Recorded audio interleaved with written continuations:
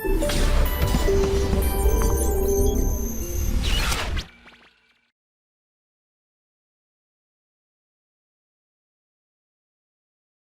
Morning all of you, myself Nikhil Srivastava. आज मैं फिर आपके सामने प्रस्तुत हूँ कैलकुलस का एक बहुत इंपॉर्टेंट चैप्टर लेकर के।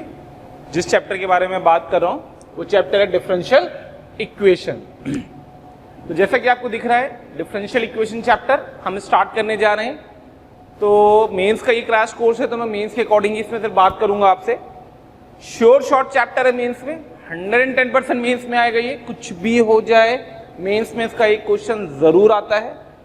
99 पॉइंट मतलब मैं 100% बोल रहा हूँ कि आएगा ही आएगा। एडवांस से भी इसकी क्वेश्चन आने की प्रोबेबिलिटी हर साल रहती है। ठीक है, अब बात शुरू होती है कि इस चैप्टर के अंदर क्या है, क्या क्या चीजें हैं। तो आइए इस चैप्टर को पढ़ते हैं।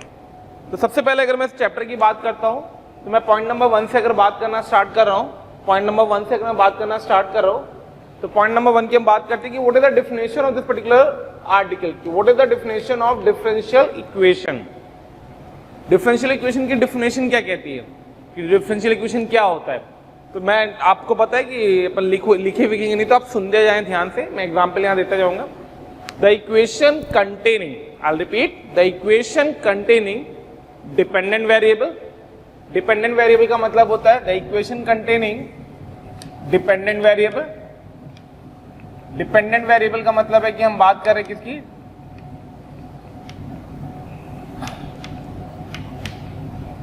Independent variable, dependent variable, independent variable and derivative of dependent variable and derivative of dependent variable, derivative of y, that is dy by dx का फॉर्मेट है। तो जिस इक्वेशन में ये भी हो, ये भी हो, ये भी हो एंड कांस्टेंट हो, बहुत सारी चीजें अगर वो कंटेन करती है तो उस इक्वेशन को हम लोग बोलते हैं डिफरेंशियल इक्वेशन। फॉर एग्जांपल अगर मैं आपसे बात करूं क्या होती है डिफरेंशियल इक्वेशन, तो जैसे मैं लिख दूं d2y अपॉन dx स्क्वायर का होल क्यूब प्लस का y dy by dx plus का x cube is equals to 0। तो मेरे प्यारे बच्चों ये जो इक्वेशन बोर्ड पे लिखी हुई है ये इक्वेशन एक डिफरेंशियल इक्वेशन को रिप्रेजेंट कर रही है। क्यों कर रही है? क्योंकि इसमें ये तीनों चीजें जो मैंने ऊपर बोर्ड पे लिखी हुई है तीनों स्पेसिफाई हो रही हैं। डिपेंडेंट वेरिएबल y किस पे डिपेंड करता है, x पे। इंडिपेंडेंट वेरिएबल x किस पे डिपेंड नहीं करता, y पे। हम क्योंकि यहाँ बात करें y is a function of x की। And the derivative of dependent variable is the derivative of y dy by dx। तो ये जो एक्सप्रेशन दे रखी है d2y अपॉन dx स्क्वायर का whole cube plus y dy by dx plus x cube, मैं यहाँ पे ln x जोड़ दूं, 3 जोड़ दूं, कुछ भी कांस्टेंट को यहाँ क्रिएट कर दूं, इसका फॉर्मेट कुछ भी दे दूं, तो ये जो एक्सप्रेशन है ये डिफरेंशियल इक्वेशन को रिप्रेजेंट करती है। क्लियर? मैं फिर से रिपीट कर रहा हूं last time. The equation containing 3 things, dependent variable that is y, independent variable that is x and the derivative of the dependent variable that is dy by dx। Derivative of y मतलब dependent variable की बात कर रहा हूं। तो देखो यहाँ पे d2y by dx स्क्वायर का होल क्यूब लिख दिया मैंने, y times of dy by dx लिख दिया प्लस x क्यूब लिख दिया, तो ये अपने आप में एक डिफरेंशियल इक्वेशन बन गई। क्लियर? अब जब हम डिफरेंशियल इक्वेशन पढ़ लेते हैं तो हमारे दिमाग में दूसरी चीज जो सबसे भयानक आती है वो होती है order and degree. Order and degree of a differential equation. Degree of differential equation, किसी डिफरेंशियल इक्वेशन का ऑर्डर क्या है और किसी डिफरेंशियल इक्वेशन की डिग्री क्या है। कई बच्चों को पता होगा कि एक अपने आप में खुद में एक क्वेश्चन होता है कि कई बार हम ऐसा करते हैं कि मेंस में उनसे पूछ लेता है कि ऑर्डर बताओ, डिग्री बताओ, डिफरेंशियल इक्वेशन लिखी होती है। ठीक है, तो बात करते हैं सबसे पहले ऑर्डर की। ऑर्डर क्या होता है? जैसे मैं आपको 12 बोल चुका, I am not giving you the definition part, तो listen the definition part. Order किसे कहते हैं? किसी भी डिफरेंशियल इक्वेशन का ऑर्डर, किसी भी डिफरेंशियल इक्वेशन का ऑर्डर उस डिफरेंशियल इक्वेशन में बैठे हुए, उस डिफरेंशियल इक्वेशन में बैठे हुए हाईएस्ट ऑर्डर डेरिवेटिव को हम डिफरेंशियल इक्वेशन का ऑर्डर बोलते हैं। करेक्ट है? शॉर्ट में अगर मैं लिखना चाहूं तो ऑर्डर के बारे में, तो मैं शॉर्ट में लिख देता हूं the highest order derivative,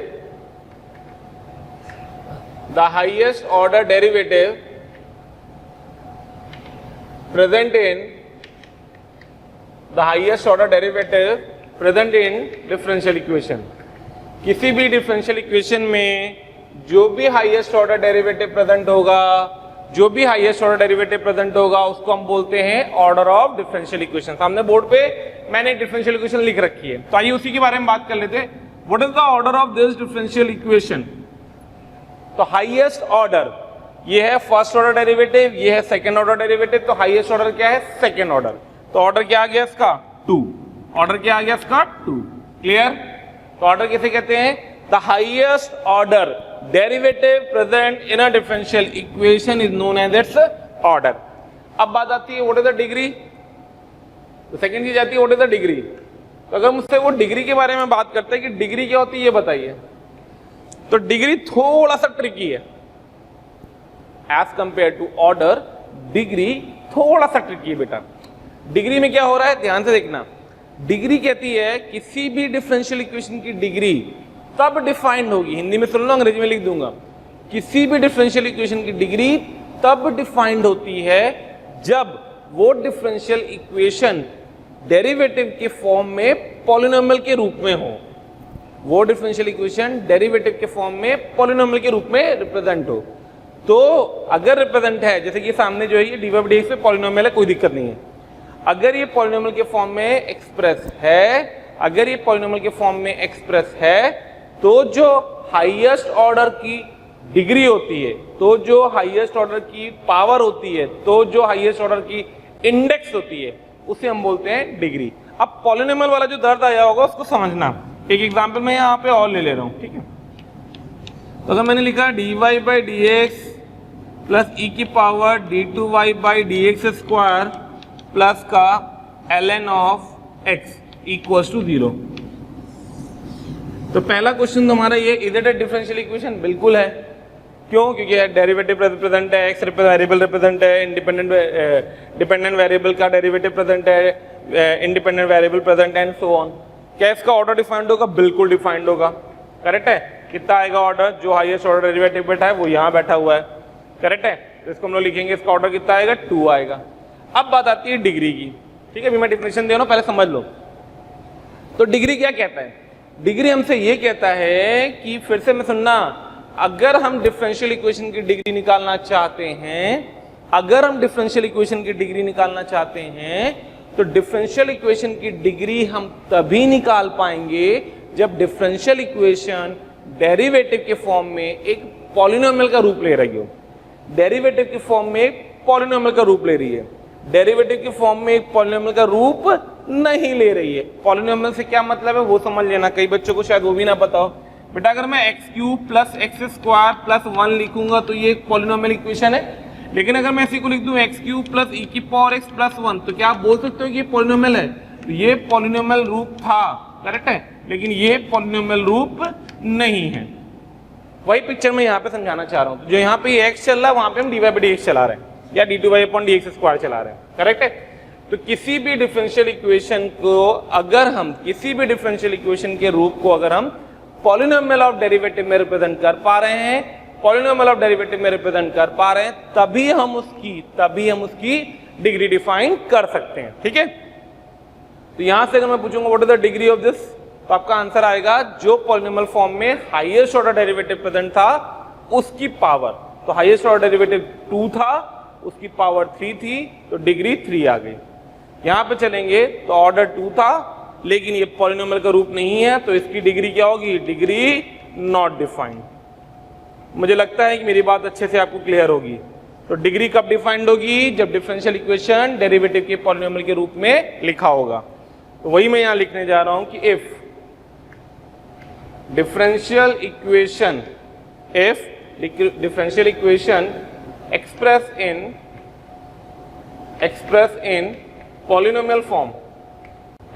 in polynomial form, then the index of, या इंडेक्स बोलते हैं या पावर बोलते हैं, then the index, या फिर इसी को हम लोग बोलते हैं power of highest order derivative present in present in differential equation is known as its a degree. It's a degree. I suppose मेरी बात अच्छे से क्लियर होगी, जो मैं चाहता था आपको बताना मैं बता ले गया, और मैं ऐसा भी मान रहा हूं कि आपने इसको अच्छे से समझा होगा। मैं लास्ट पार्ट में रिपीट कर रहा हूं, लास्ट टाइम रिपीट कर रहा हूं। कोई भी डिफरेंशियल इक्वेशन क्या होती है? कोई भी डिफरेंशियल इक्वेशन तब कहलाती है जब उसके अंदर डिपेंडेंट वेरिएबल हो, इंडिपेंडेंट वेरिएबल हो and derivative of dependent variable हो। ठीक है, अब ऑर्डर क्या कहलाता है? डिग्री क्या कहलाती है? ऑर्डर हर डिफरेंशियल इक्वेशन का डिफाइंड होता है, किसी भी फॉर्मेट में हो। डिग्री तभी डिफाइंड होती है जब हम उसको पॉलिनोमियल फॉर्म में एक्सप्रेस कर पाते हैं डेरिवेटिव में। तो मैंने आपको दो एग्जांपल दिए। पहला वाला एग्जांपल dy/dx में पॉलिनोमियल का रूप ले रहा है, इसलिए इसकी ऑर्डर भी डिफाइंड हुआ और डिग्री भी। ऑर्डर क्या है? जो हाईएस्ट ऑर्डर डेरिवेटिव प्रेजेंट हो, जो कि 2 था। डिग्री क्या है? उस हाईएस्ट ऑर्डर डेरिवेटिव की जो इंडेक्स है या पावर है, 3 आ गई। इस वाली एग्जांपल में देखिए, तो इस वाले एग्जांपल में आपको दिख रहा होगा कि ये dy/dx है, ये e की पावर d2y/dx² है। तो ये dy/dx में पॉलिनोमियल का रूप नहीं ले रहा है। अब ये dy/dx में पॉलिनोमियल का रूप नहीं ले रहा है, इसलिए ऑर्डर तो डिफाइंड हुआ जो हाईएस्ट ऑर्डर डेरिवेटिव प्रेजेंट था, लेकिन इसकी डिग्री डिफाइन नहीं हुई। डिफिनेशन मैंने लिख दी है। ठीक है, जल्दी से नोट कर ले, जो भी नोट करना है थोड़ा बहुत। तब तक मैं एग्जांपल लेते हैं अपन इसके बाद। तो बहुत सिंपल सा क्वेश्चन है, फटाफट देखते जाएंगे और ऑर्डर डिग्री को यहीं पे स्पेसिफाई करते जाएंगे। Order order order order degree degree degree degree. तो पहला इक्वेशन आपको दिख रही है d2y/dx²। अभी ये पॉलिनोमियल का रूप नहीं है, लेकिन अगर मैं इसको चेंज कर दूं और इसको इस तरीके से होल स्क्वायर करके ये क्यूब हटा दूं, तो अभी डिफरेंशियल इक्वेशन का जो रूप लिखा हुआ है ये पॉलिनोमियल का रूप आ गया। तो जो हाईएस्ट ऑर्डर डेरिवेटिव है वो d2y/dx² है, तो जो ऑर्डर आएगा वो तो इसका 2 आ गया, और जो डिग्री आएगी इसी हाईएस्ट ऑर्डर की पावर वो भी 2 आ जाएगी। ठीक है, इस पे चलते हैं। तो इसमें आपको दिख रहा होगा अभी भी पॉलिनोमियल का फॉर्म नहीं है, लेकिन अगर मैं इसको क्रॉस मल्टीप्लाई कर दूंगा तो जो इसका रूप बन जाएगा वो बन जाएगा dy/dx का होल स्क्वायर प्लस का x प्लस का y² times of dy/dx should be equals to 1।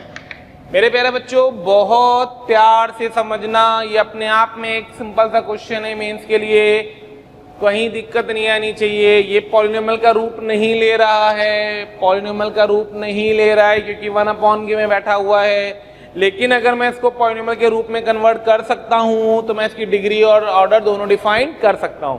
तो मैंने जैसे इसको वर्कआउट किया, अब ये जो इक्वेशन लिखी हुई है, इस इक्वेशन का ऑर्डर 1 आएगा और इस इक्वेशन की डिग्री 2 आएगी। कोई दिक्कत नहीं होनी चाहिए। क्लियर? अगला पार्ट, थर्ड क्वेश्चन में आपको दिख रहा है कि ये d2y/dx² और e की पावर d3y/dx³ लिखा है। तो ऑर्डर तो इसका आएगा, कितना आएगा? जो हाईएस्ट ऑर्डर डेरिवेटिव प्रेजेंट है विच इज 3। लेकिन क्या डिफाइंड नहीं होगी? डिग्री डिफाइंड नहीं होगी। क्यों नहीं होगी? क्योंकि ये पॉलिनोमियल का फॉर्मेट नहीं है, ये एक्सपोनेंशियल विद अलजेब्रिक लिखा हुआ है। तो अगर आप इसकी डिग्री बोलोगे तो डिग्री क्या आएगा? Not defined. Degree not defined. इस एग्जांपल में आते हैं d2y/dx² प्लस का 3 dy/dx का whole square equals to x² ln d2y/dx²। तो आपको दिख रहा होगा इसमें जो हाईएस्ट ऑर्डर डेरिवेटिव है, चाहे यहां से ऑब्जर्व कर लो चाहे यहां से ऑब्जर्व कर लो, तो ऑर्डर कितना आएगा? 2। क्या डिफाइंड नहीं होगी इसकी भी? डिग्री डिफाइंड नहीं हुई। क्यों? क्योंकि ये ln में बैठा हुआ है। तो degree is again not defined. Degree is again not defined. Clear? Note करिए जल्दी। Geometrical meaning of a differential equation. Geometrical meaning of a differential equation, किसी डिफरेंशियल इक्वेशन की ज्योमेट्रिकल मीनिंग क्या होती है?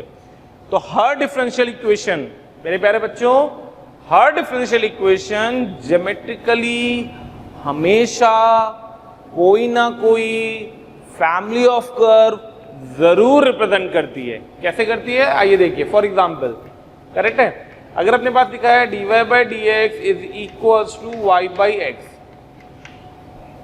ठीक है, बहुत सिंपल सा एग्जांपल लिया मैंने। तो व्हाट दिस रिप्रेजेंटिंग? तो आपसे मैं एक छोटा सा पॉइंट पूछूं कि एओडी आप पढ़ चुके हैं, कैलकुलस आपका रिवाइज हो चुका है, dy बाई dx क्या रिप्रेजेंट करता है? तो dy बाई dx रिप्रेजेंट करता है, आप बोलोगे सर dy बाई dx तो स्लोप को रिप्रेजेंट करता है, तो अगर मैंने dy बाई dx को स्लोप बोल दिया तो स्लोप मतलब m हो गया, m मतलब y बाई x हो गया, यानी ये आ गया y इक्वल्स टू mx। अब ये y इक्वल्स टू mx क्या रिप्रेजेंट कर रहा है? तो आप बोलोगे sir y equals to mx तो फैमिली ऑफ लाइंस को रिप्रेजेंट कर रहा है, और ये सारी लाइनें पास कहाँ से कर रही हैं? ओरिजिन से। जितनी भी लाइनें ओरिजिन से पास करी उन सबकी इक्वेशन कौन सा रूप लेती है? y equals to mx। What is the meaning of dy by dx is equals to y by x? So this implies it geometrically represents a family of lines passes origin। यानी हर differential equation geometrically कुछ ना कुछ represent करती है। कई बार आप लोगों ने क्वेश्चन देखे होंगे पेपर में जो आते हैं, तो उसमें आपको देखा होगा कि कई क्वेश्चन में ये पूछा जाता है कि दिस डिफरेंशियल इक्वेशन रिप्रेजेंट्स, ठीक है, ऑप्शन दिया रहता है circle having centre this thing, तो हम लोग सॉल्व करके उसको निकालते हैं कई बार। तो वही चीज होती है कि डिफरेंशियल इक्वेशन जो भी होगा वो किसी ना किसी फैमिली ऑफ कर्व को जरूर रिप्रेजेंट कर रहा होगा। अब अगर वो किसी ना किसी फैमिली ऑफ कर्व को जरूर रिप्रेजेंट करेगा, तो किस फैमिली ऑफ कर्व को रिप्रेजेंट कर रहा है उसके बारे में हमने ये बात कर ली, ठीक है। अब आती है हमारी बात नेक्स्ट, तो हमने ज्योमेट्रिकल मीनिंग समझ ली क्या होती है, हम लोग फॉर्मेशन और डी में चल रहे हैं कि डिफरेंशियल इक्वेशन को फॉर्म कैसे किया जाता है। तो नेक्स्ट स्टार्टिंग आएगी हमारी फॉर्मेशन ऑफ डिफरेंशियल इक्वेशन।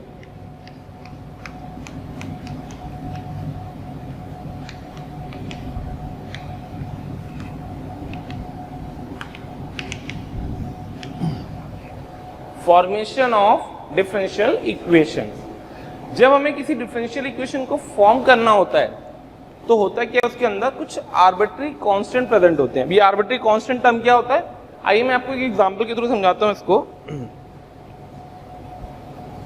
इसके स्टेप्स होते हैं, जैसे मैं आपको पहले तो आर्बिट्री कांस्टेंट का एक एग्जांपल ले रहा हूं, find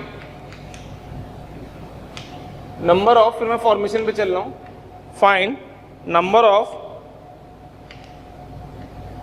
arbitrary constants in y is equals to a e की पावर x प्लस b। मान लो बहुत सिंपल सा एग्जांपल लिया।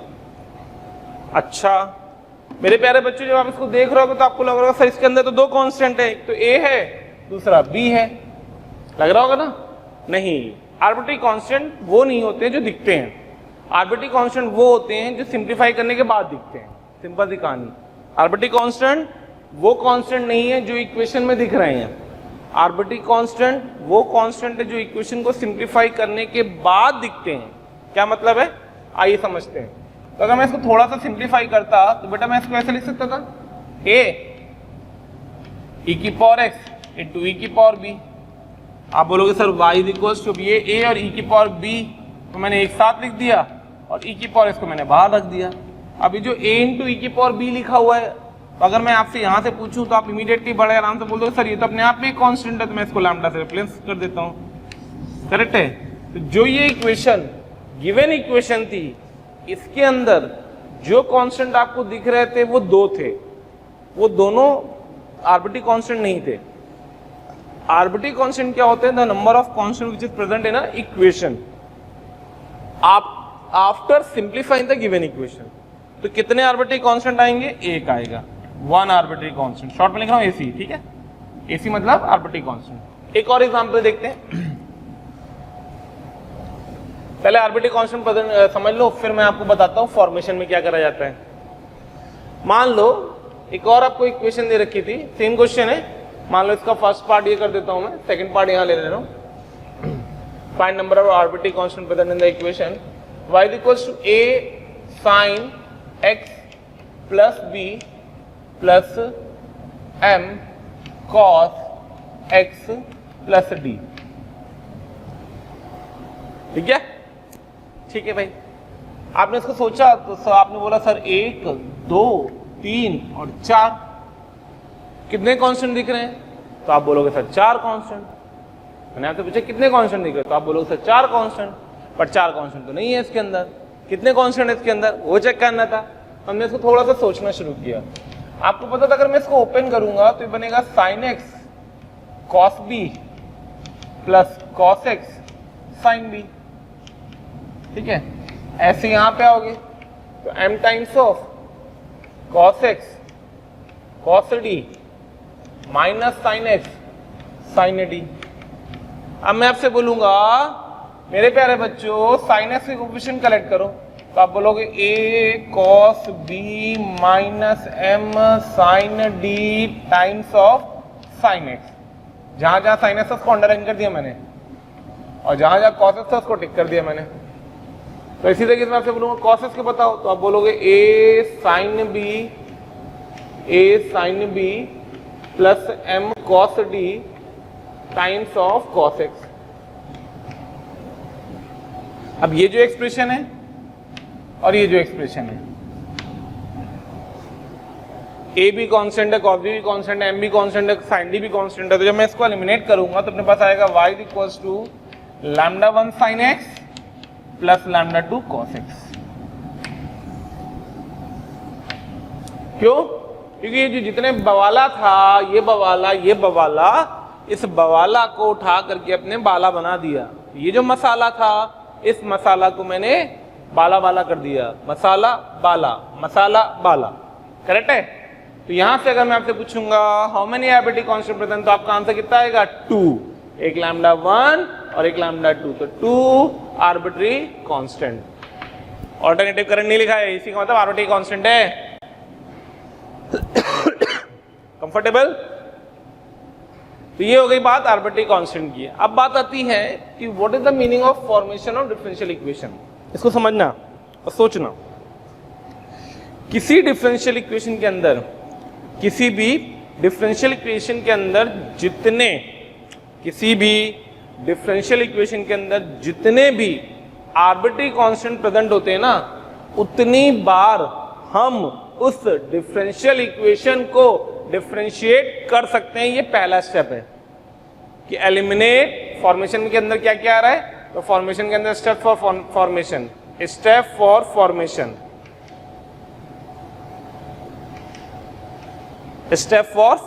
तो पहला स्टेप है differentiate given equation as many number of times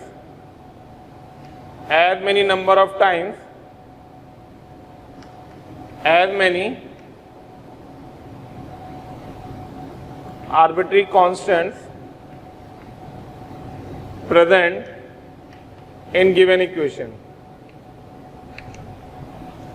Differentiate given equation as many number of times as many arbitrary constants present in given equation. Step 2 कहता है eliminate arbitrary constant to get required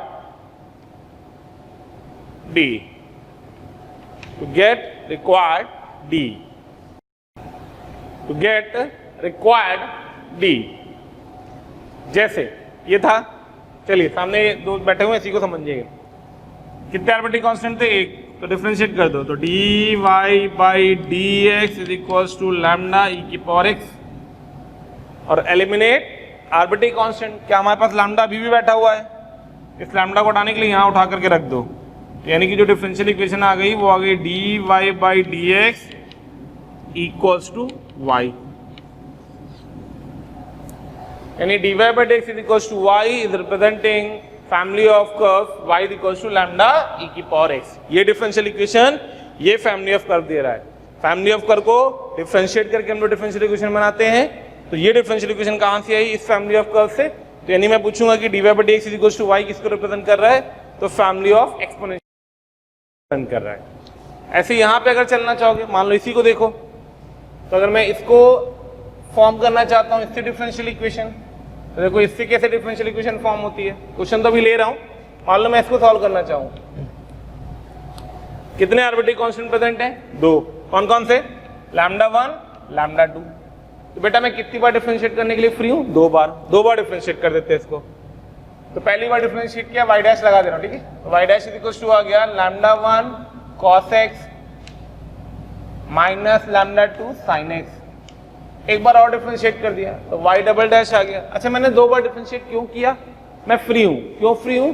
क्योंकि मुझे पता चल चुका है कि इस फैमिली ऑफ कर्व को रिप्रेजेंट करने वाली फैमिली बेसिकली ये थी, और इसके अंदर कितने आर्बिट्ररी कांस्टेंट प्रेजेंट थे? 2। अरे समझ में आया? आर्बिट्ररी कांस्टेंट ये नहीं उठा करके तुमने इसको डिफरेंशिएट मार दिया, और तुमने इसको डिफरेंशिएट मार दिया, पता 4 बार डेरिवेटिव में पहुंच गए तुम। तो ऐसा बिल्कुल नहीं करना है।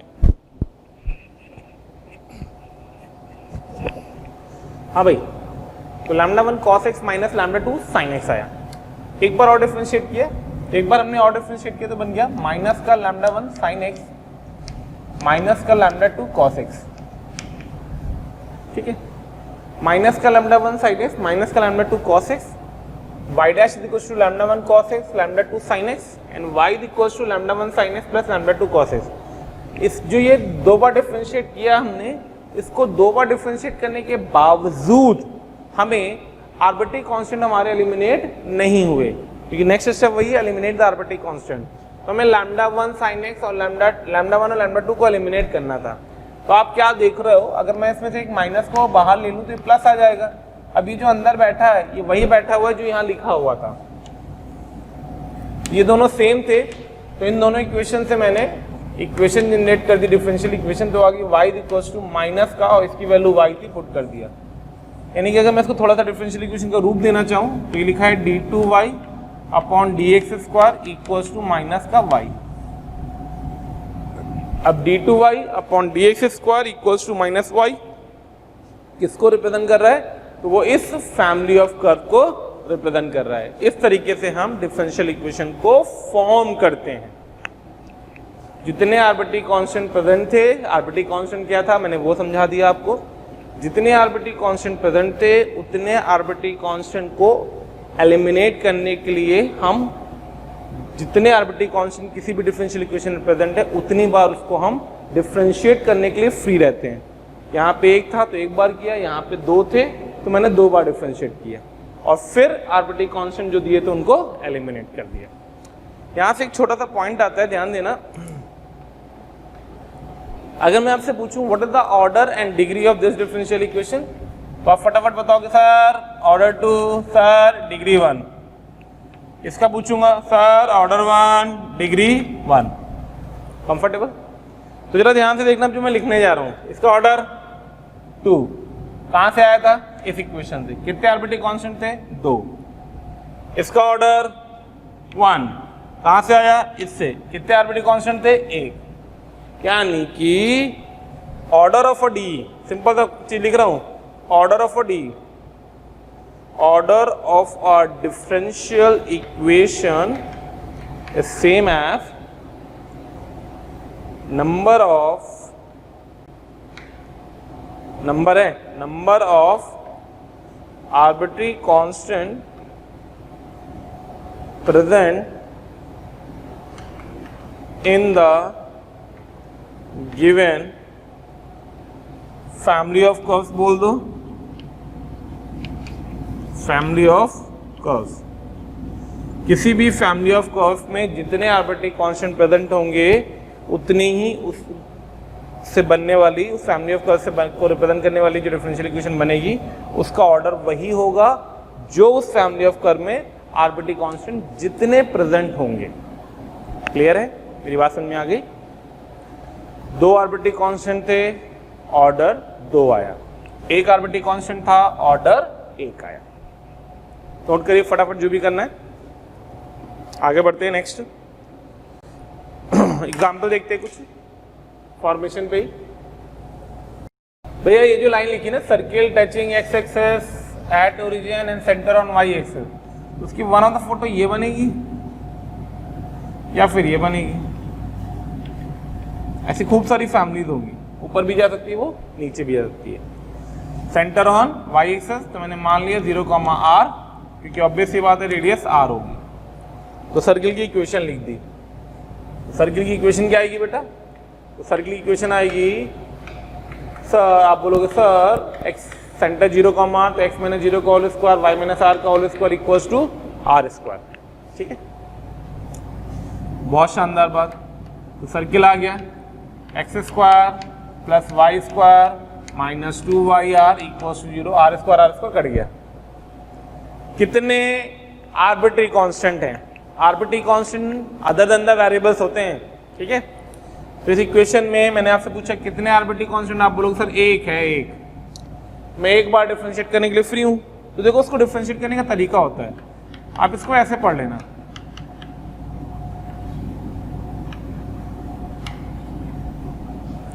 अब पूछोगे सर इससे फायदा, भाई अगर आप डायरेक्ट लेकर के डिफरेंशिएट करते तो फिर आपको आर को एलिमिनेट करना पड़ता, इसमें आपका आर अपने आप एलिमिनेट हो गया। अब आप इसको डिफरेंशिएट कर दो, एक बार डिफरेंशिएट करने के लिए फ्री हो तो मैंने एक बार डैश लगा दिया, इसका डेरिवेटिव कर दिया फॉर्मूला लगा करके, तो नीचे आ गया वाई स्क्वायर, वाई अंदर चला गया 2x plus 2y y dash minus y dash into x square plus Y square equals to 0।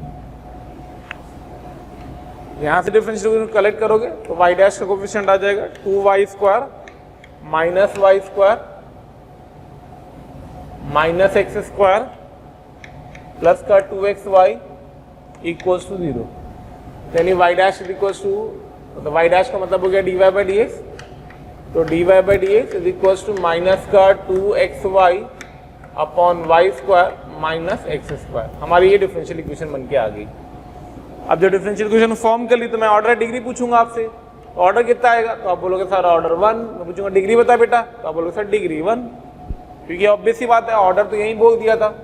एक आर को देखा, इमीडिएटली स्ट्राइक कर गया कि आर्बिट्री कांस्टेंट तो एक ही है।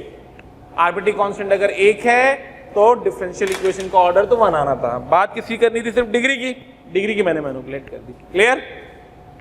एक क्वेश्चन और देखिए सेम कंसेप्ट पे। जब मैंने क्वेश्चन पढ़ा तो मेरे दिमाग में क्वेश्चन एक फितूर आया कि भाई इस क्वेश्चन को कैसे हैंडल किया जाए। तो एक्सेस ऑफ सिमेट्री किसी कहते हैं, पता है ना, पैराबोला जिसके अबाउट सिमेट्रिक दिखता है। जैसे Y square equals to 4x की बात करूंगा तो x एक्सेस, और x square equals to 4y की बात करूंगा तो y axis. Axis of symmetries होते हैं। तो उसने बोला form a differential family of parabolas having axis of symmetry parallel to y axis. तो अगर ये x एक्सेस थी, ये y एक्सेस थी, तो जो भी पैराबोलास होंगे उनकी एक्सेस ऑफ सिमेट्री ये होनी चाहिए। तो इसकी करस्पॉन्डिंग जो पैराबोलास बनेंगे वो ये बन सकते हैं, ये हो सकता है, ये हो सकता है, ये हो सकता है, ये हो सकता है, कुछ भी हो सकता है। क्लियर है? अब मुझे इन सारे पैराबोलास के बारे में बात करनी है। मतलब बात मीन्स क्या करनी है, उनसे बनने वाले जो फैमिली होगी, उससे बनने वाली जो डिफरेंशियल इक्वेशन होगी, हमें उसकी बात करनी है कि कौन सी डिफरेंशियल इक्वेशन होगी। फिर हम बात भी करेंगे उसका ऑर्डर क्या आएगा, डिग्री क्या आएगी। तो आइए, अगर आप इसको ध्यान से ऑब्जर्व करें तो ये सब पैराबोलास हैं, ओपनिंग अपवर्ड या ओपनिंग डाउनवर्ड। क्वाड्रेटिक इक्वेशन आपने पढ़ा हुआ है? अरे पढ़ा हुआ है, अरे बेसिक तो आता होगा, ठीक है ना। तो जो क्वाड्रेटिक इक्वेशन आपने पढ़ा हुआ है, जिसका आपको बेसिक आता है, उस क्वाड्रेटिक इक्वेशन से अगर मैं बात करूंगा तो ये सारे के सारे कर्व को एक क्वाड्रेटिक इक्वेशन रिप्रेजेंट कर रही है। और वो क्वाड्रेटिक इक्वेशन वही है जो हमें बचपन में पढ़ाई जाती है, y is equals to ax square plus bx plus का c। y is equals to ax square plus का bx प्लस का c is the all the family of quadratic equation whose axis of symmetry is parallel to y axis। अब इसके अंदर कितने arbitrary constant हैं? 1 2 3। तो हम कितनी बार डिफरेंशिएट करने के लिए फ्री हैं? 3 बार। पहली बार डिफरेंशिएट किया y डैश आया, y dash is equal to क्या आया, 2ax आया प्लस का b आया। फिर डिफरेंशिएट किया y डबल डैश आया, कितना आया, 2a आया। फिर डिफरेंशिएट किया y ट्रिपल डैश आया, कितना आया, 0। लो भाई सारे आर्बिट्री कांस्टेंट एलिमिनेट हो गए।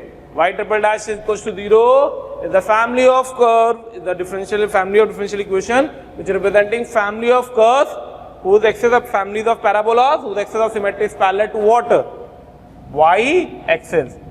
ठीक है, अब मैं आपसे पूछूंगा इसके ऑर्डर डिग्री क्या होगा। ये समझ में आ गया क्या किया? अब आप सोचोगे सर आपने ax square plus bx plus c क्यों लिया, a क्यों लिया, नहीं लेते तो? अरे बेटा अगर a ना लेते तो ओपनिंग डाउनवर्ड पैराबोला या ओपनिंग अपवर्ड पैराबोला की हम बात ही नहीं कर पाते। c भी लेना जरूरी, वरना इसका एक फिक्स पॉइंट आ जाता है x इक्वल टू 0 रूट, जो कि नहीं हो सकता। यानी ये तीनों आर्बिट्री कांस्टेंट प्रेजेंट होंगे, कोई इशू नहीं है इसमें। बात आती है y triple dash equal to 0 के ऑर्डर एंड डिग्री की। सिंपल सी चीज है, y ट्रिपल डैश मतलब ऑर्डर तो 3, वो तो इसने भी बोल दिया था, सोचना ही नहीं था हमें। फटाक से आंसर आएगा। बात कर रही जाती है डिग्री की, तो डिग्री कितनी आ गई 1। हाईएस्ट ऑर्डर डेरिवेटिव की जो पावर है वो उसकी डिग्री कहलाती है। डिग्री एंड फॉर्मेशन, तीन चीजें बेसिकली उन्होंने पढ़ी है और क्वेश्चन आने की प्रोबेबिलिटी है, मैं ये नहीं बोलूंगा नहीं आते हैं, ठीक है कम आते हैं बट आ सकते हैं इससे भी। आगे बढ़ा जाए।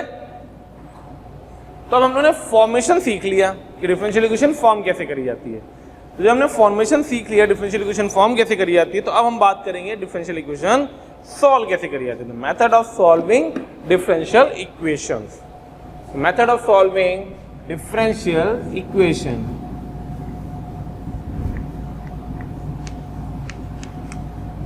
Method of solving differential equation, ठीक है। जो अपने सिलेबस में वो सिर्फ फर्स्ट ऑर्डर फर्स्ट डिग्री है, differential equation of first order and first degree.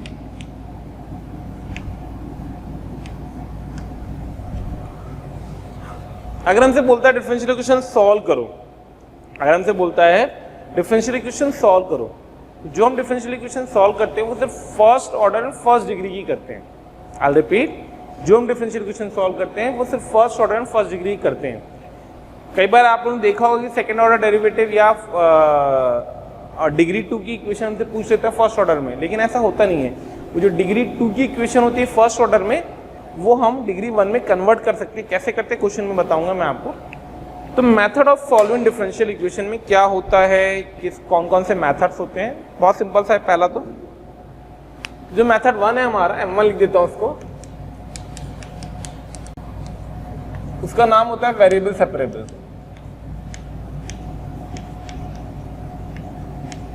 Short में हम लोग VS मेथड बोलते हैं, ठीक है।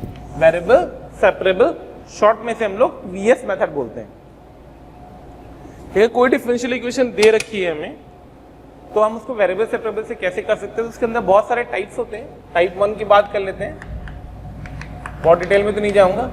क्या अपने पास लिखा हुआ है y dy plus x dx या minus x dx equal to 0, या इसको f ऑफ y कर दो और इसको g ऑफ x कर दो। तो यहां से क्या होगा, यहां से हम लोग इसको ऐसे पढ़ लेंगे कि f of y dy is equal to g of x dx। दोनों साइड, ये हो गया वेरिएबल x y का, ये हो गया वेरिएबल x का, दोनों को सेपरेट कर लिया, दोनों को इंटीग्रेट कर दिया। ये कैपिटल F y आ गया इंटीग्रेट करके, कैपिटल जी एक्स आ गया इंटीग्रेट करके, और इंटीग्रेटिंग कांस्टेंट c आ गया, ठीक है। कैपिटल x कैपिटल y जी एक्स प्लस c, ठीक है। चलिए क्वेश्चन देखते हैं क्या करा जाता है इसमें। डिफरेंशियल इक्वेशन को एक साइड सारा y का dy के साथ भेज दो, एक सारा x का dx के साथ भेज दो, और अगर हम उसको सेपरेट कर पाते हैं तो वो टर्म बाई टर्म इंटीग्रेट हो जाएगा। y वाला y के टर्म dy के टर्म्स में, x वाला dx के टर्म्स में इंटीग्रेट होगा, और हमारा फाइनल आंसर आ जाएगा। जो भी डाटा दे रखा होगा पुट कर देंगे, वहां से इंटीग्रेटिंग कांस्टेंट c निकल आता है। चलिए आगे देखते हैं।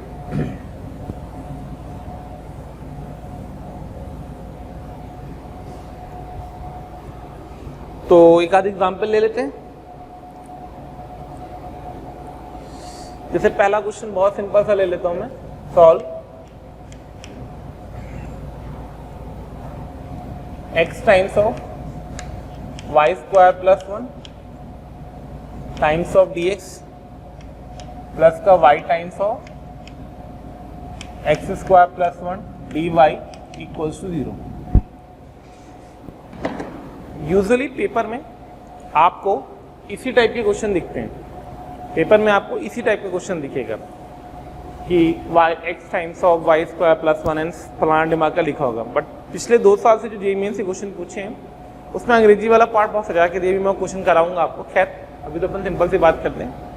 तो हमारा इसमें मोटो क्या है कि हम ढूंढ डांड के x वाले टर्म्स को एक तरफ ले जाएं, y वाले टर्म्स को एक तरफ ले जाएं। देखो यहाँ पे x dx लिखा हुआ तो रोक दिया मैंने, वहां पे y dy लिखा होगा रोक दिया मैंने, ये फालतू बाटा था नीचे पटक दिया, यहाँ पे ये फालतू बाटा था नीचे पटक दिया, रास्ते में माइनस लगा दिया।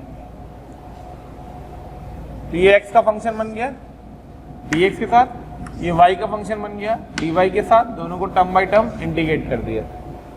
x dx upon x square plus 1 के लिए 2 से मल्टीप्लाई कर दिया, तो अगर मैंने इसको t माना होगा तो dt अपॉन t लिखा है, इसका इंटीग्रेशन आ जाएगा ln of x square plus 1, बहुत सिंपल सा इंटीग्रेशन है, आता होगा, माइनस का ln ऑफ, यहाँ पे वाई स्क्वायर प्लस 1 आ गया, प्लस का c आ गया, तो इसको क्लब कर दिया मैंने, तो ln x square plus 1 plus ln y square plus 1 equals to c। तो ये बन गया x square plus 1 into y square plus 1 is equals to e की पावर सी, जिसको मैंने लिख दिया लैम्डा। तो ये हमारा डिफरेंशियल इक्वेशन सॉल्व होगी। अब बोलेगा लैम्डा कहाँ से आएगा, तो उसने कंडीशन दे रखी होगी कि this satisfied differential equation and passes from the curve, curve passes from a point, तो उस पॉइंट को इसमें रख देंगे और पॉइंट लैम्डा निकल आएगा। कैसे आता है वो भी देखते हैं, इसको देख लिए फटाफट, बहुत सिंपल सा लेना, find curve passes to 0 and satisfying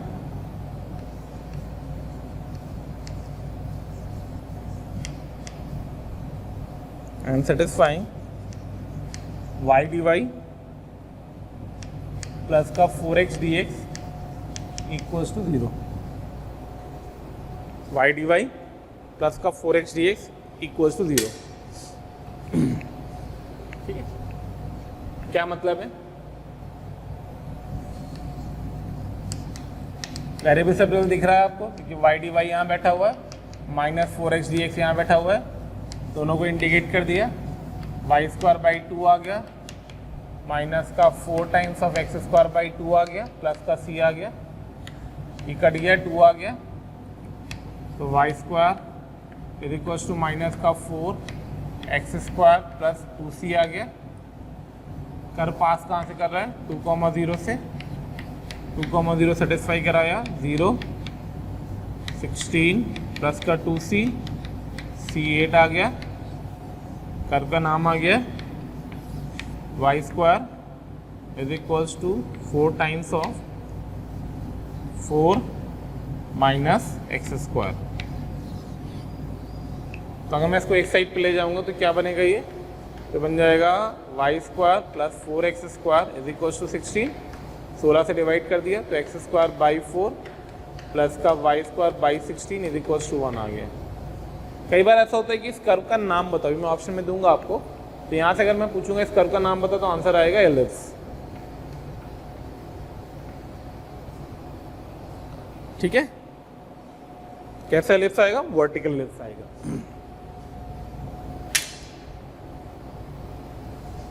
एक क्वेश्चन और देखते हैं, फिर आगे बढ़ते हैं।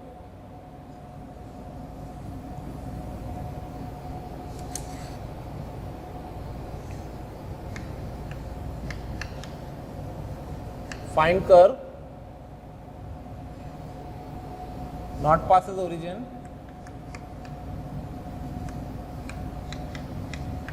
not passes origin such that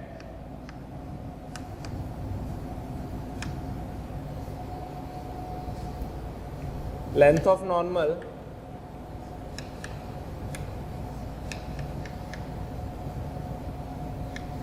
at a point P on curve is equal to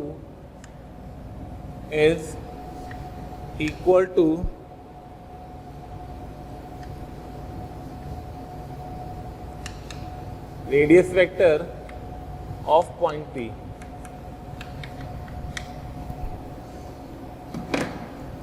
आपको टेंजेंट नॉर्मल चैप्टर पढ़ाया गया तो सर ने आपको बताया होगा कि ये जो length of normal, length of tangent, length of सब नॉर्मल, ये जो सारे टर्म्स हैं, ये सारे टर्म्स डिफरेंशियल इक्वेशन में बहुत इंपॉर्टेंट है। लेंथ ऑफ नॉर्मल और रेडियस वेक्टर चेक कर लेना, मैंने गलत ना लिख रखा हूँ, length of tangent no, let me check once more. तो उसने बोला है क्वेश्चन पढ़ना, find curve not passing through origin such that length of normal at a point P on the curve equals to the radius vector of point P। ठीक है, तो अगर मैं फोटो बना के इसको करना चाहता तो लॉजिक नहीं होता फोटो का, बट ठीक है, थोड़ा सा फील लेने के लिए मैं आपको करा देता हूँ। इस कर्व पे कोई किसी पॉइंट P पे ये टेंजेंट आएगी, ये नॉर्मल आएगी, ये जो लेंथ ऑफ नॉर्मल है, लग नहीं रही, मान लेना मैं कुछ कर नहीं सकता हूँ, ठीक है। ये जो लेंथ ऑफ नॉर्मल है Pn, ठीक है, लेंथ ऑफ नॉर्मल Pn, ये इस रेडियस वेक्टर के बराबर है। पूछ रहे हो रेडियस वेक्टर क्या होता है? किसी भी कर्व के किसी भी पॉइंट को ओरिजिन से ज्वाइन करने वाली लाइन उस पॉइंट की रेडियस वेक्टर कहलाती है। तो OP is the radius vector. तो according to the given condition OP is equals to length of normal of the curve at the point P। तो अगर मैंने P पॉइंट को x, y मान रखा था तो OP तो आ गया under root of x square plus Y square, और जो लेंथ ऑफ नॉर्मल होता है उसका फॉर्मूला होता है y under root of 1 plus dy by d x का होल स्क्वायर। उम्मीद करूंगा फॉर्मूला याद होगा। स्क्वायरिंग कर देंगे तो यहाँ से आ जाएगा x square plus Y square upon y square should be equals to 1 plus dy by d x का होल स्क्वायर। यहाँ से इसको सिंप्लीफाई करेंगे तो आएगा dy बाई डी एक्स का होल स्क्वायर, ये 1 और ये 1 कट गया, is equals to x square upon y square. अब मेरा आपसे सबसे पहला क्वेश्चन ये है कि मेरे प्यारे बच्चों ये बताइए कि जो सामने डिफरेंशियल इक्वेशन लिखी है इसका ऑर्डर और डिग्री कितना है? तो आप बोलोगे सर ऑर्डर एकरा ऑर्डर कितना है बालक? तो एकरा ऑर्डर है 1 और डिग्री रहा 2। हमारे सिलेबस में का रहा? हमारे सिलेबस में रहा डिग्री 1 और ऑर्डर वा भी 1। तो हम इस डिग्री 1 और ऑर्डर 1 डिग्री 2 को ऑर्डर 1 और डिग्री 1 में कन्वर्ट करने चाहते हैं। कैसे करते हैं आइए देखें। एक स्क्वायर रूट ले लो, तो जैसे तुम स्क्वायर रूट लोगे उसके बाद ये दिखेगा plus minus x by y. तो बेसिकली यहाँ से हमारे पास दो डिफरेंशियल इक्वेशन आ जाएंगी। पहली आप dy by d x equally value हो गई अपॉन एक्स बाई वाई, और दूसरी हो गई dy by d x equal to minus x by y. अब ये दोनों वेरिएबल सेपरेबल फॉर्म दिख रही हैं। y dy is equal to x d x, यहाँ से दिख रहा है y dy is equal to minus x d x. अब आप क्या करो, दोनों को इंटीग्रेट कर दो। तो एकरा इंटीग्रेशन, एकरा इंटीग्रेशन, एकरा इंटीग्रेशन और एकरा इंटीग्रेशन। तो इसका जब इंटीग्रेट करोगे तो यहाँ से आएगा y square by 2 x square by 2 plus c. तो वहाँ से इक्वेशन आ गई y square minus x square equals to lambda. 2c को लैम्डा से रिप्लेस कर दिया। Over here you have to do y square by 2 is equals to minus x square by 2 plus k। From here we'll get x square plus y square is equals to mu. I'll convert to k to mu. ठीक है, सारी languages देखते हो। देखो मुझे भोजपुरी भी आती है, मुझे अंग्रेजी भी आती है, मुझे हिंदी भी आती है, मुझे बस तो एक कर्व ये निकल के आ गया और एक कर्व ये निकल के आ गया। जो मैंने आपसे बोला था कि कई बार ऐसा होता है कि हमारे पास ऑर्डर 1 और डिग्री 1 की जगह डिग्री 2 के क्वेश्चंस आ जाते हैं, जो कि ये है order 1 degree 2। If I'll ask you what is the order of this differential equation, तो you say sir 1. If I'll ask you what is the degree of this equation, तो आप बोलोगे सर 2। मैंने ऑर्डर 1 और डिग्री 2 को order 1 और degree 1 में convert कर दिया। Order 1 degree 1, order 1 degree 1 integrate कर दिया, हमारा कर्व आ गया। कंफर्टेबल? ठीक है, तो ये हमारा टाइप 1 था। नोट कर लो जल्दी से, जो भी नोट करना है तेजी से। टाइप 2 ले रहे हैं हम।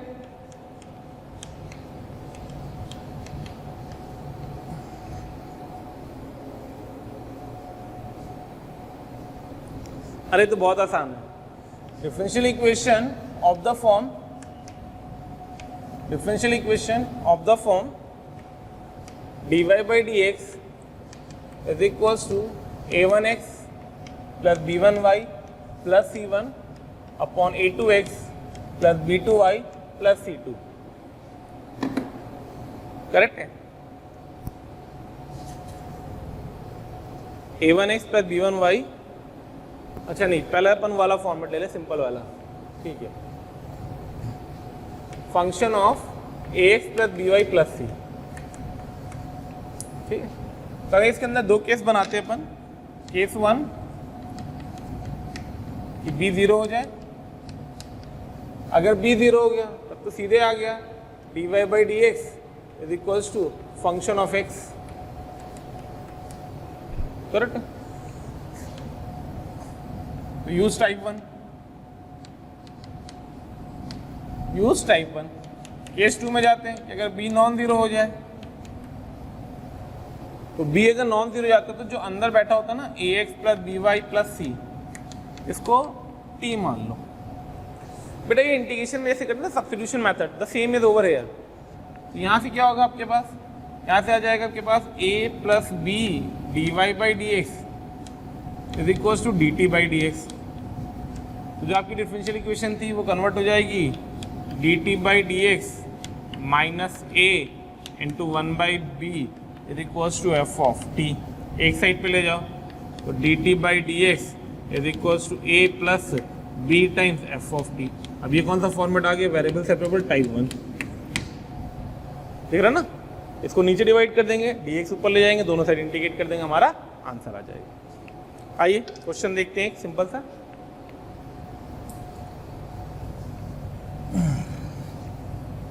बेटा याद रखना डिफरेंशियल इक्वेशन के अंदर जब भी ये फॉर्म्स आते हैं, इस टाइप के फॉर्म्स आते हैं, y एलिमिनेट नहीं हो पा रहा है, वेरिएबल सेपरेबल नहीं बन रहा है, प्रायोरिटी में वेरिएबल सेपरेबल से क्वेश्चन हम सोचते हैं। ऑर्डर हमारा यही होता है कि डिफरेंशियल इक्वेशन का क्वेश्चन अगर हम अटेम्प्ट कर रहे हैं तो पहली प्रायोरिटी हमारी होती है क्या, वेरिएबल सेपरेबल। अगर हमें नहीं दिखता तो हम सब्स्टिट्यूशन वगैरह करके कुछ मैनिपुलेट करते हैं, किया हो गया आंसर आ गया। ठीक है, क्वेश्चन देखिए।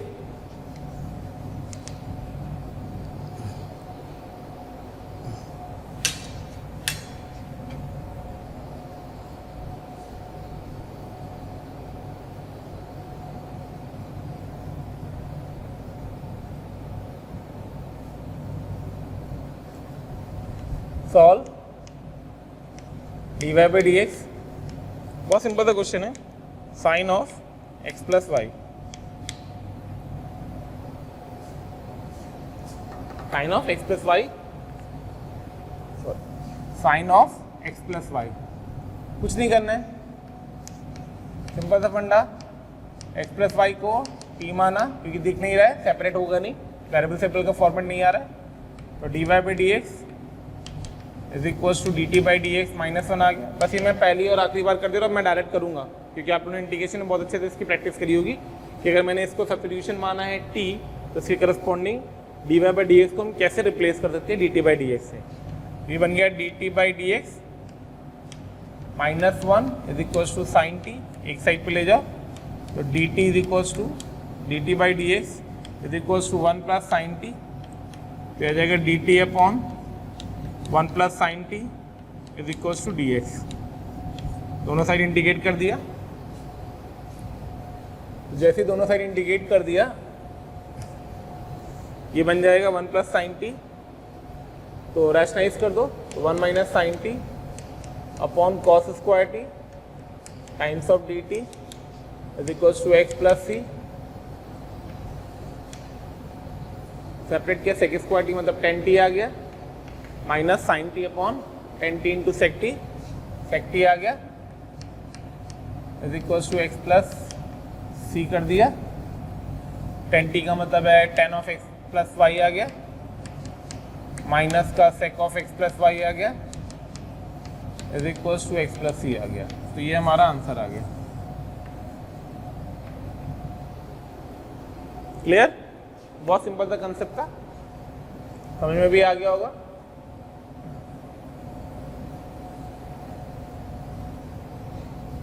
नोट करिए जल्दी।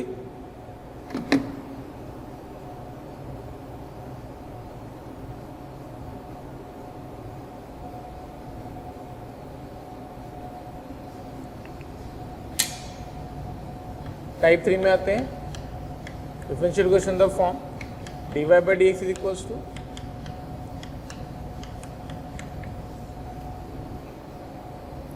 D y by d x is equals to एक लीनियर इक्वेशन एक्स वाई में अपॉन एक दूसरी लीनियर इक्वेशन एक्स वाई में।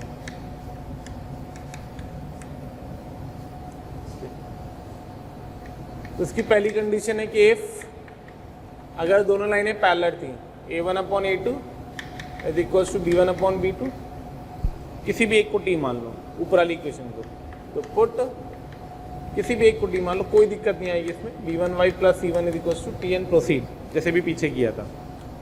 और दूसरी कंडीशन है कि अगर ये पैरेलल ना हो, ये पैरेलल ना हो तो a2 प्लस b1 0 हो। a2 प्लस b1 को याद कैसे रखना वो सुन लेना। अगर यहाँ dy है तो y का कोफिशिएंट ऊपर से, और अगर dx है तो x का कोफिशिएंट नीचे से। अगर ये 0 होगा then cross multiply and solve with exact form and solve with exact form and solve with क्या exact form से इसको सॉल्व करते हैं। ठीक है, तो पहला वाला तो इसी पे क्वेश्चन करा देता हूँ, ध्यान से देख लेना।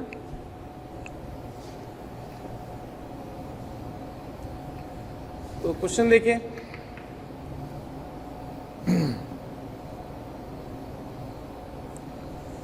dy by dx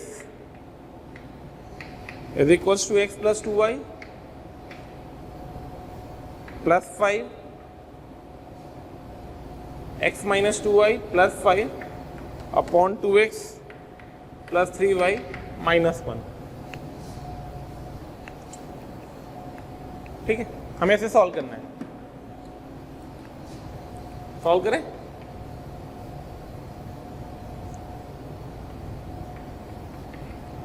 सोल्यूशन देखिए क्या करा जा रहा है। तो dy by dx is equals to x minus 2y plus 5 upon 2x plus 3y minus 1। हमें इसे प्रोसीड करना है, तो हम कैसे सॉल्व करा ये वो समझते हैं। तो हमने इसको ब्रेक किया, हमने ऑब्जर्व किया, मतलब पैरेलल लाइनें है नहीं है, और यहाँ पे x का कोफिशिएंट क्योंकि dx था, यहाँ से y का कोफिशिएंट क्योंकि dy है, और दोनों का सम चेक किया, तो दोनों का सम 0 आ रहा, मतलब ये वाली कंडीशन सेटिस्फाई कर रही है। तो इसका तरीका क्या होता है, क्रॉस मल्टीप्लाई। तो ये बन गया 2x dy plus 3y minus 1 dy is equals to x plus 5 dx minus का 2y dx। बेटा ये जो एग्जैक्ट फॉर्म है ना, एग्जैक्ट फॉर्म से करने जा रहे हैं हम लोग। एग्जैक्ट फॉर्म, इस एग्जैक्ट फॉर्म की सबसे पहला स्टेप यही होता है। क्या होता है कि हमारा पूरा डिफरेंशियल इक्वेशन का क्वेश्चन एक लाइन में दिखना चाहिए, ऐसे dy by dx में नहीं, dy into something, dx into something, dy into something and so on. दूसरा स्टेप कहता है कि जितने लविंग हैं उनको छोड़ के नॉन लविंग को कलेक्ट कर लो। तो देखो ये लविंग था क्योंकि y के रिस्पेक्ट में इजीली इंडिकेट हो जाएगा, ये लविंग था क्योंकि x के रिस्पेक्ट में इजीली इंडिकेट हो जाएंगे। ये जो मैं टिक कर रहा हूँ दोनों नॉन लविंग है। क्या है, नॉन लविंग। तो नॉन लविंग को कलेक्ट करो, लविंग को छोड़ दो, एज इट इज जैसे लिखा हुआ है। तो नॉन लविंग को कलेक्ट किया तो I get the value 2x dy plus का y dx should be equals to x plus 5 dx minus का 3y माइनस 1 dy। उम्मीद करूंगा मेरी बात यहाँ तक समझ में आ गई होगी अच्छे से। कंफर्टेबल, ठीक है, चलिए तो आगे देखते हैं। तो 2 times x dy plus y dx is equal to x plus 5 dx minus 3y minus 1 dy। हमें इसको प्रोसीड करना है। तो जैसे ही हमने नॉन लविंग को ऑब्जर्व किया, तो ये कलेक्ट हो जाएगा, तो बन जाएगा 2 टाइम्स ऑफ, इसको ध्यान से घूरो, तो ये लिखा है x dy plus y dx। यहाँ हमेशा याद रखना, जब भी नॉन लविंग को आप कलेक्ट करोगे आपको कोई ना कोई सुंदर फॉर्मूले का फॉर्मेट मिलेगा या बनाना पड़ेगा। जैसे यहाँ पे आपको दिख गया, जब आप इसको कलेक्ट करोगे बेटा तो आपके पास आ जाएगा d ऑफ xy। होपफुली आपको मेरी बात समझ में आ रही होगी। मैंने क्या किया, मैंने इस अंडरलाइन वाले पार्ट को ऐसे लिख दिया, बाकी जो राइट साइड पे लिखा था उसको एज इट इज लिखा रहने दिया, x प्लस 5 dx माइनस का 3y minus 1 times of dy। आइए इसको टर्म बाई टर्म इंटीग्रेट कर लेते हैं। ये इंटीग्रेट किया, ये इंटीग्रेट किया और ये इंटीग्रेट किया। जैसे इंटीग्रेट करेंगे you will get 2 times of xy is equals to x square by 2 plus का 5x माइनस का 3y स्क्वायर बाई 2 प्लस का y प्लस का c। लो हमारा आंसर आ गया। आई बात समझ में क्या किया गया। तो इस तरीके से हम लोग एग्जैक्ट फॉर्म को करते हैं। ये वाला मैंने एग्जांपल नहीं लिया, सिंपल सा था किसी एक को टी मानोगे भी, पीछे क्वेश्चन कर ही रखा था, हो जाएगा आपसे आसानी से।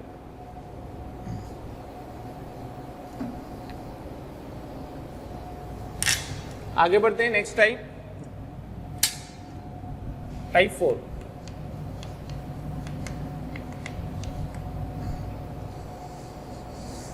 Polar substitution. वैसे तो इसके क्वेश्चन बहुत रेयर आते हैं, बट ठीक है, मैं ये नहीं बोलूंगा नहीं आएंगे। क्या होता है फंडा समझ लेना। अगर अपने पास एक कर्व था,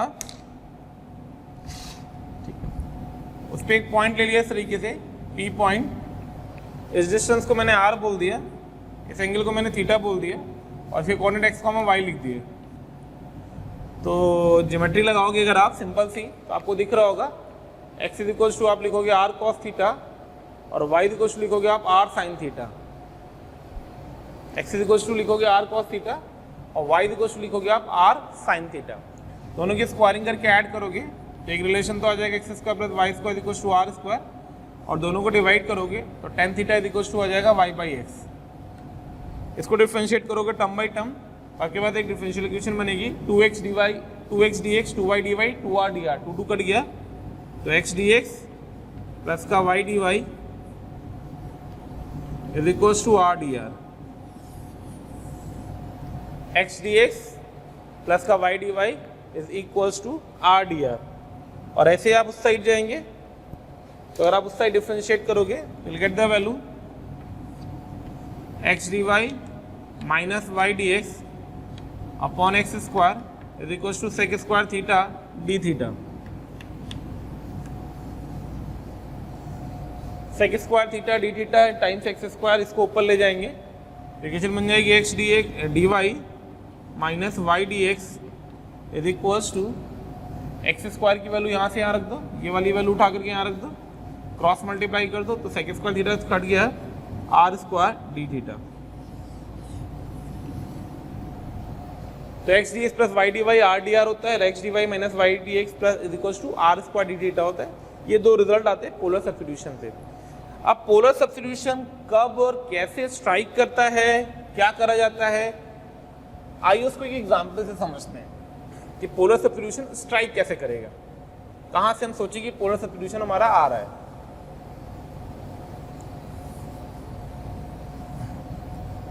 ठीक है ना, तो ये पोलर सब्स्टिट्यूशन के बारे में बात करते हैं। तो एग्जांपल ले लेते हैं, क्वेश्चन ले रहे हैं सीधे।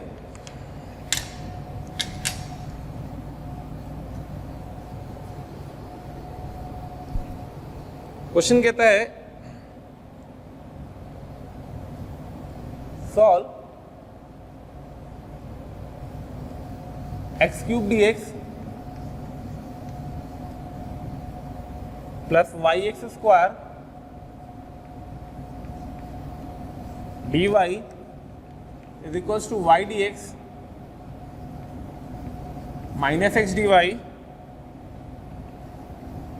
into under root of x square plus y square।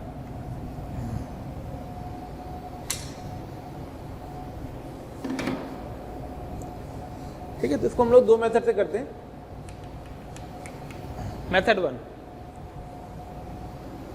Actually में हमें पोलर सब्स्टिट्यूशन स्ट्राइक कैसे करेगा कि क्वेश्चन पोलर सब्स्टिट्यूशन पे बेस्ड है, तो उसका सबसे बड़ा की स्टेप जो है, या मैं इंपॉर्टेंट पॉइंट जो है वो बोलूं, तो उसका सबसे बड़ा की स्टेप या सबसे बड़ा इंपॉर्टेंट पॉइंट है वो ये है x square plus Y square.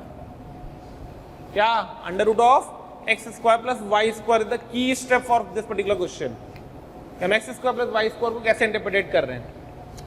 जब हम x square plus Y square के बारे में बात कर रहे हैं तो हम x square plus Y square को देख करके सोचेंगे, अच्छा हम एक्स की जगह पे आर कॉस थीटा, वाई की जगह पे आर साइन थीटा रख देंगे तो ई अंडर रूट हट जाएगा। तो यहां से हमने सब्स्टिट्यूशन सोचा, क्या सोचा, एक्स की जगह पे आर कॉस थीटा और वाई की जगह पे आर साइन थीटा।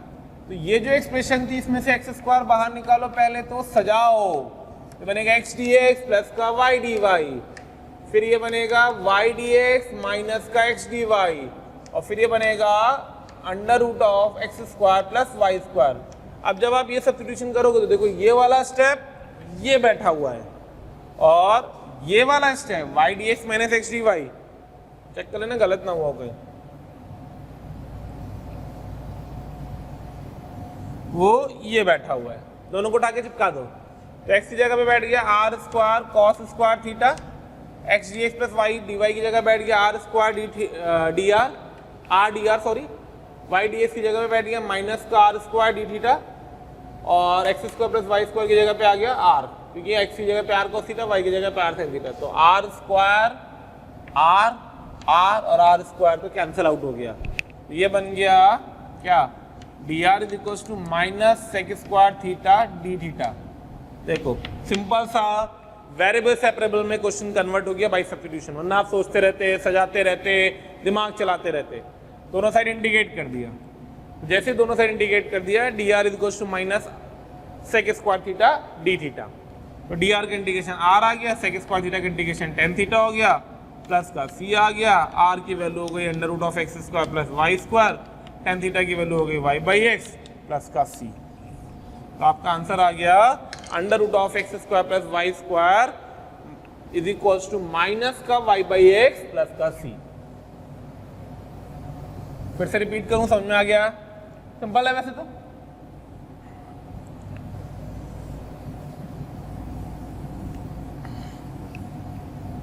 अच्छा भाई, तो यहां से हमने देख लिया किस तरीके से ये मैनिपुलेशन हुआ। अब बात शुरू होती है नेक्स्ट, क्या शुरू होती है? तो नेक्स्ट शुरू होती है कि अगर हम इसको दूसरे मेथड से सोचना चाहें। हमने मेथड 2 उठाया, मेथड 2 99% हमारा एग्जैक्ट होगा। अभी अपन ने पढ़ा था, उसी कंसेप्ट पे जा रहे हैं। एग्जैक्ट का पहला स्टेप होता है कि क्वेश्चन हमें लीनियर फॉर्म में पूरा दिखना चाहिए, डी वाई में डी एक्स में मल्टीप्लाई करता हो, तो ऑलरेडी मिल रहा था, तो हमने इसको ऐसे लिख दिया। तो ये था एक्स स्क्वायर कॉमन ले लिया, एक्स डी एक्स प्लस का वाई डी वाई आ गया is equals to y d x minus का एक्स डी वाई आ गया, ठीक है। और साथ में बैठा हुआ था under root of x square plus Y square. ये किसका डेरिवेटिव लिखा है? ये लिखा है 2x dy dx है, 2x dx प्लस का 2y dy, नीचे आ जाएगा under root of x square plus Y square, एक टू से नीचे मल्टीप्लाई कर दो। ये मैंने डिवाइड कर दिया, यहाँ पे सजा रहा हूँ, ध्यान देना। ये लिखा हुआ था y dx माइनस का x dy, नीचे एक्स स्क्वायर, तो इससे निगेटिव बाहर ले लो, इसको उल्टा लिख दो, एक्स डी वाई माइनस का वाई डी एक्स। लो भाई, कुछ दिखा? ये किसका डेरिवेटिव लिखा है? वो लिखा है d of x square plus Y square, नीचे क्या है 2 times under root of x square plus Y square, right side में क्या है d of y by x. तो लो, लविंग डिफरेंशिएशन, लविंग इंटीग्रेशन दोनों साइड इंटीग्रेट कर दो। तो ये बन गया माइनस का वाई बाई एक्स, और ये बन गया इसका डेरिवेटिव मतलब under root of x square plus Y square.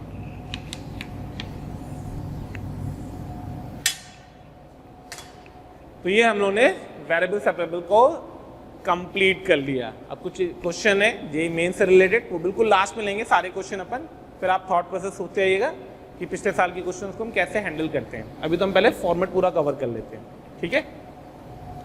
Next आता है हमारा second method, homogeneous differential equation. बहुत फैमिलियर होंगे, बोर्ड में बहुत अच्छे से पढ़ाया जाता है, तो मैं बहुत ज़्यादा टाइम उसमें वेस्ट नहीं करूंगा। Homogeneous differential equation. नेक्स्ट हमारा है होमोजेनियस डिफरेंशियल इक्वेशन, शॉर्ट में इसको हम लोग HDE बोलते हैं, ठीक है। इसके अंदर भी अपने पास 2 टाइप्स होते हैं, पहले दोनों को देख लेते हैं, फिर एक एक क्वेश्चन देख लेंगे। 2 क्वेश्चन, बहुत ज़्यादा है नहीं। HDE सिंपल है, कम आता है, रिलेटिवली कम आता है। वेरिएबल सेपरेबल की अगर मैं रिलेटिव बात करूं HDE की, तो वो कम आता है। तो इसके अंदर जो टाइप 1 है वो है कि अगर differential equation dy by d x function of y by x का फॉर्मेट ले रही है, तो ऐसे फॉर्म को हम बोलते हैं HDE, होमोजेनियस डिफरेंशियल इक्वेशन। जो भी differential equation y by x का फॉर्म लेती है, function of y by x बनाती है, उसको हम लोग HDE बोलते हैं। स्टेप्स क्या होते हैं इसको सॉल्व करने के लिए कि y is equals to v x put कर दो, जैसे पुट करोगे वैसे ही dy by d x is equals to v plus x d v by d x आ जाएगा। ये यहाँ पे सब्स्टिट्यूट कर दो तो हमारी डिफरेंशियल इक्वेशन कन्वर्ट हो जाएगी d by d x times of x plus का v is equals to function of v। उसको उधर ले जाएंगे तो d by d x is equals to function of v minus का v टाइम्स ऑफ x, नीचे पटक देंगे d v upon f of v minus v is equals to d x upon x. Now you integrate, variable separable का format आ गया। Clear है? तो ये हमारा टाइप 1 होता है कि डिफरेंशियल इक्वेशन को हम लोग रीड करते हैं किस फॉर्मेट में, y बाई एक्स के फॉर्मेट में। अगर वो y बाई एक्स का फॉर्मेट आ जाता है तो y बाई एक्स को मैं v लिख देता हूँ या y की जगह पे vx रख देता हूँ, डिफरेंशिएट करता हूँ, dy बाई डी एक्स को रिप्लेस करता हूँ और ये आ जाता है। थोड़ा सा ध्यान रखना, ये पीले वाले दोनों स्टेप आपके दिमाग में होने चाहिए। क्वेश्चन में हम इसको नहीं करते हैं। कैसे नहीं करते हैं ये देखते हैं। x cos y by x dy by d x is equals to y cos y by x plus का x।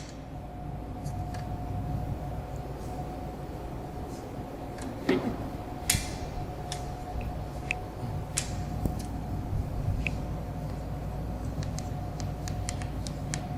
मेथड 1 में देखिए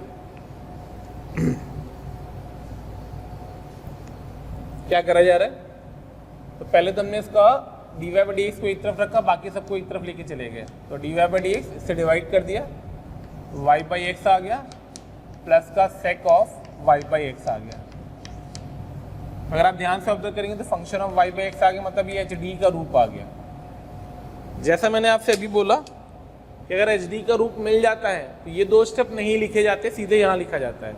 तो जो d y by d x है हमने वाई की जगह पे वी एक्स पुट कर रखा है, ये ध्यान रखना।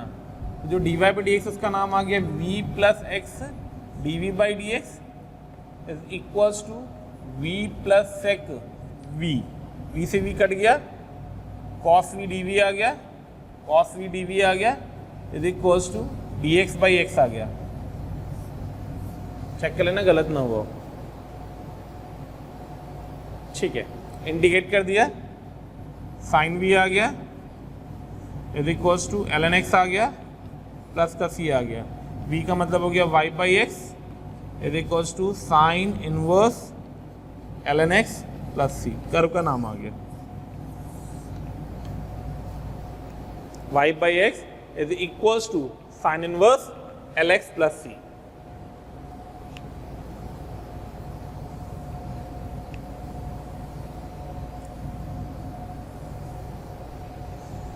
अब अगर मान लो मैं इसको एग्जैक्ट से करना चाहूं, मेथड 2, मान लो मैं इस क्वेश्चन को एग्जैक्ट से करना चाहता हूं। आप सोच रहे हो कि सर आप इतना एग्जैक्ट पे फोकस क्यों कर रहे हैं? बेटा इंपॉर्टेंट है इसलिए एग्जैक्ट पता होना चाहिए। तो मान लो इसको मैं एग्जैक्ट से करना चाहूंगा, ठीक है। तो अगर मैं एग्जैक्ट से करना चाहता हूं तो मैं कैसे कर सकता हूं, आइए वो देखते हैं। तो d y by d x is equal to y by x plus sec of y by x दे रखा था। हमें एग्जैक्ट का फंडा पता है कि हम इसको लिखेंगे x cos of y by x times of d y is equals to y cos of y by x times of d x plus का एक्स डी एक्स। जो नॉन लविंग है उनको कलेक्ट कर लो, तो उसमें से कॉमन आ जाएगा cos y by x, अंदर आ जाएगा एक्स डी वाई माइनस का y d x, right side पे आ जाएगा एक्स डी एक्स, और इसका डेरिवेटिव बनना चाहिए इसके नीचे एक्स स्क्वायर, तो इसके नीचे भी एक्स स्क्वायर फेंक दो। तो बन गया cos of y by x times d of y by x is equals to 1 by x times of d x. भाई मुझे इसका डेरिवेटिव चाहिए यहाँ, तो इसका डेरिवेटिव मतलब ये फॉर्मेट आएगा। एग्जैक्ट में मैनिपुलेट कर रहा हूँ मैं, दोनों साइड इंडिकेट कर दिया। Cos y by x d y by x का मतलब हो गया sine y by x is equals to l n x plus c. देखो वही स्टेप आ रहा होगा शायद, सही है।